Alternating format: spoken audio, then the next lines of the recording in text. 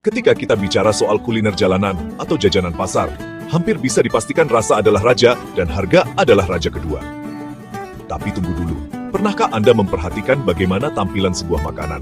Lebih spesifik lagi, kemasan atau wadah makanan bisa membuat kita berhenti dan memperhatikan sebuah lapak.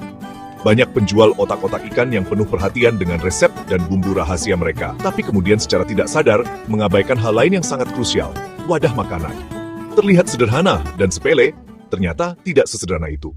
Psikolog konsumen telah berulang kali menunjukkan manusia ini sangat dipengaruhi oleh visual. Studi oleh Purdue University menunjukkan bahwa 64% konsumen pertama kali tertarik pada produk karena kemasan yang menarik sebelum mempertimbangkan produk itu sendiri. Bayangkan kalau otak-otak ikan yang Anda jual dibungkus rapi dengan daun pisang segar atau dibungkus kertas yang bersih dan berwarna menarik. Bukankah mata pembeli segera ingin mencicipinya?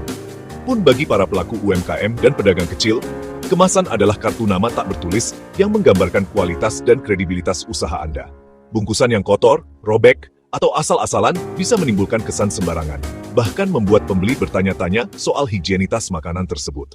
Logika sederhananya, mata menilai dulu, kemudian lidah mengonfirmasi, baru dompet yang akhirnya buka.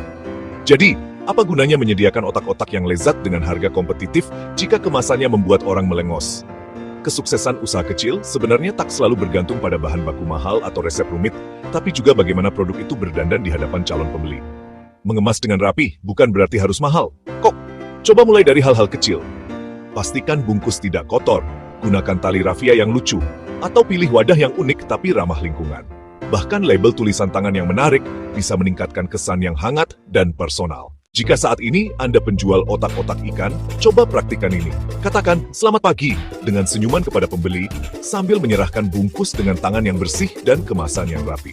Percayalah, efek kecil ini bisa berdampak besar dalam membangun loyalitas pelanggan. Selamat pagi. Kalau Anda pembaca yang suka menjelajah jajanan pasar, coba amati sejenak kemasan otak-otak di lapak-lapak favorit Anda. Mana yang menurut Anda paling menggiurkan? Kemasan yang rapi dan bersih pasti mudah teringat, kan? Kemasan adalah seni pertama yang menyapa mata pembeli. Penjual otak-otak ikan yang bijak tahu bahwa selain rasa dan harga, packaging adalah modal utama agar dagangan mereka bisa bersinar dan pelanggan berdatangan. Jadi, kalau Anda ingin omset naik tanpa harus mengubah resep, mulailah berdandan lewat kemasan yang menarik. Kalau Anda punya pengalaman lucu atau tips unik soal kemasan makanan yang sukses menarik minat pembeli, jangan ragu berbagi di kolom komentar. Ya, siapa tahu, cerita sederhana Anda akan menginspirasi penjual kecil lain untuk berubah. Karena kadang, perbedaan besar berawal dari hal kecil yang rapi.